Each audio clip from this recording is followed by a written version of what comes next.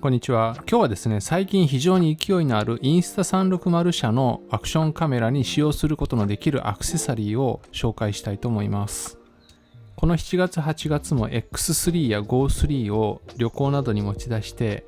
旅 Vlog 的な映像をたくさん撮ってみたんですが、やっぱりアクセサリーがないと撮れる映像っていうのが限られてくるんですよね。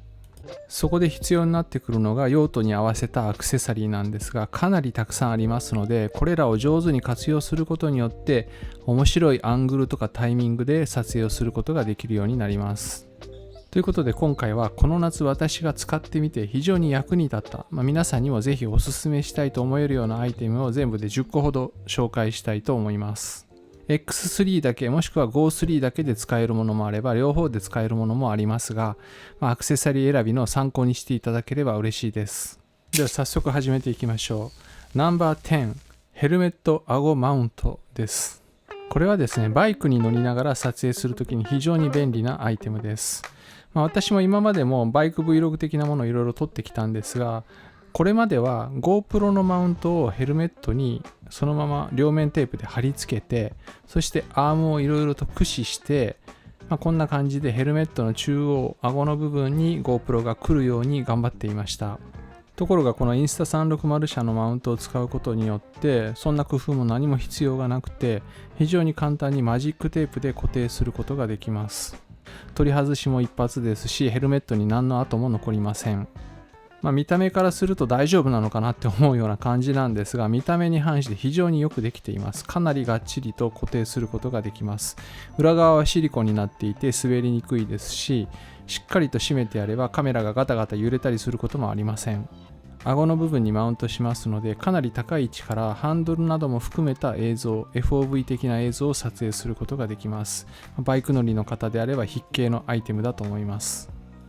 ナンバー9、チェストマウントです。これも私好きなアイテムで GoPro でもよく使っているんですが、胸の位置や背中にカメラを固定して、両手も空きますし何も気にせず撮影をすることができる、そういったアイテムになります。社外品の安いものもあるんですが、やはり純正品はよくできていて、ゴムもしっかりしてますし、プラスチックも分厚くて簡単に割れたりっていうこともありませんし、パッドの裏側なんかにも滑り止めがついていて、カメラがずれにくいような加工がしてあります。本当によく考えられています。で、私はバイクとか自転車とか、あとはスキーで滑るときなんかもこれを使うことがあります。両手で持っているストックもしっかり入りますし、スキーの先端前半分なんかも映り込みますので、かなり迫力のある FOV ショットを撮ることができます。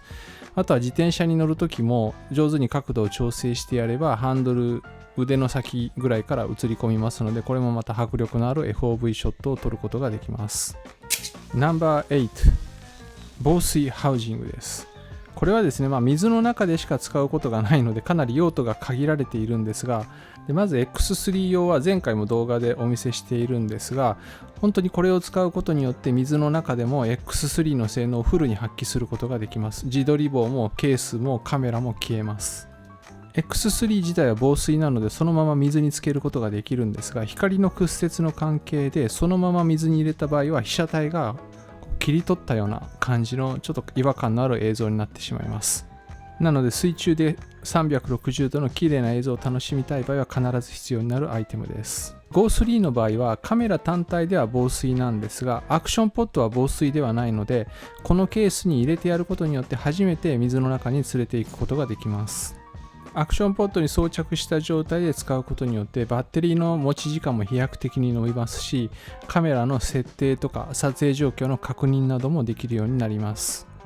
Go3 はもともとバッテリーの交換はできないんですが、シュノーケリングとかダイビングなどで海に出かけたりするような場合はなかなかバッテリーの充電ということも難しいので、アクションポットに装着してこの防水ハウジングに入れることによってより長時間の撮影を行うことができるようになります。で、これが面白いところなんですけど、こんな感じでカメラ部分を取り外してアクションポットだけを防水ハウジングに入れて使うこともできます。リモコン的な感じでこの防水ハウジングに入ったアクションポットを使うことができるようになります。ナンバー7、スポーツバンドルに入っているアームバンドです。このスポーツバンドルっていうのはサーフィンとかサップなどのスポーツをするときに役に立つアイテムがいろいろセットになっています。で、このアームバンドは名前の通り腕に取り付けるもので、ネオプレンゴムとマジックテープでできています。両手が塞がっている時に、撮影することができるっていう意味ではチェストマウントと似ているんですが、チェストマウントの場合は体ごと向きを変えないとアングルを変えることができないんですが、これは腕についてますので非常に簡単に撮影したい方向に向けることができます。日常的にも使えるとは思うんですが、横乗り系のサーフィンとかスケボーとかスノボーとか、そういったスポーツをするときに進行方向を撮影したりするのに重宝するんじゃないかと思います。ナンバー6、自転車バンドルについている自転車用の撮影アームです。これは自転車やバイクのハンドルとかフレームに固定して撮影するためのものです。真ん中のアームを緩めるだけで簡単に向きを変えることができるようになっています。自転車のハンドルに取り付けた場合は、自分を撮るために自分の方を向けたり、下を向けたり、前を向けたり、本当に簡単にアングルを変えていろいろなアングルの撮影をすることができます。非常に便利です。ナンバー5、モンキーテールです。名前の通り猿の尻尾のように自由自在に曲げて使うことのできるマウントになっています。いろいろなところに引っ掛けたり巻きつけたり、とにかく時間をかけずに普段なら設置しにくいようなところにカメラを設置することができます。今までであればめんどくさくて諦めていたような場所にもカメラを設置して使うことができます。ナンバー4、スティッキーマウント。これはですね、Go3 に最初からついてくるアクセサリーなんですが、X3 でも使うことができます。これ下の部分をめくるとベタベタしたスティッキーな部分があるんですが、これをいろいろな部分に貼り付けて使うことになります。で、汚れても洗えばまた使うこともできますし、粘着力が結構絶妙で、結構強いんですけど、相手がよっぽど弱いものでなければ傷めてしまうこともないので、いろいろな場面で使うことができると思います。車のダッシュボードとかサイドガラスとか金属部分とか、相手が平らで滑らかなものであれば何にでも貼り付けて使うことができます。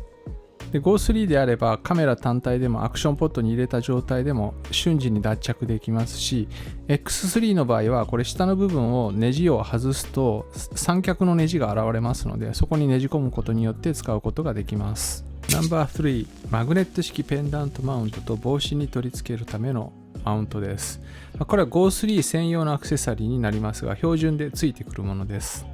簡単に言うとチェストマウントの簡易版のような感じのものです。マグネットで簡単に貼り付けて使うことができますので、非常に気軽に撮影ができます。今回の旅行にも持ち出したのですが、使用頻度は間違いなくナンバー1でした。頭から胸、胸から頭への付け替えとかも一瞬でできますし、本当に後であれを取っておけばよかったみたいな取り逃しがかなり減りました。ただ私の経験上一つだけ注意点があります。マリンスポーツなどの激しいスポーツをするときには、ちゃんとこのアクセサリーの磁気ペンダント安全コードというのを使って何かに縛り付けておく必要があります。そうしないとマリンスポーツなどで激しい動きをしたときに当たって海の中になくなってしまいます。残念ながら私の Go3 も1台太平洋の波間に消えてしまいました。非常に小さいので探し出すのはほぼ不可能です。ナンバー2、小型三脚です。これじゃなくてもいいんですけど、これはインスタ360純正品なんですが、こういった小型の三脚があると非常に安定して撮影をすることができます。自撮り棒をつけてやれば簡易的な一脚もしくは三脚のような使い方もできます。ただそれほど安定感があるわけではないので、風の強い場所などでは注意が必要ですし、不安定な場所に置くと倒れてしまう可能性もありますので注意が必要です。でも一つカバンに忍ばせておくことによっていろいろな使い方ができます。あると便利なアクセサリーナンバー1は間違いなく自撮り棒です。私も何本か持っているのですが、このインスタ360の114センチのものと3メートルまで伸びるカーボン製のものを使っています。使用場所を選びますが、この長いものを使うと本当に遠くから撮影しているような映像を撮影することができます。そもそも X3 はかなり広角なのですが、編集でその広角を生かした編集をすることによってどう見てもドローンで撮ってるかのような映像を撮ることができます。短い方のものでも編集次第ではかなり遠くから撮っているような映像にすることができます。で、ただの棒なので水中でも何の問題もなく使用することができます。本当に1メートルちょっとしかないんですが、撮り方によってはこんな感じで非常に深い海の底から撮っているような映像も撮ることができてしまいます。短くすれば普段はこんな感じでシューティンググリップのような使い方もできます。とにかくこれがなければ始まらない的な筆形のアイテムです。という感じで今日は私が気に入って使っているインスタ360社純正アクセサリーを10点ほど紹介しました。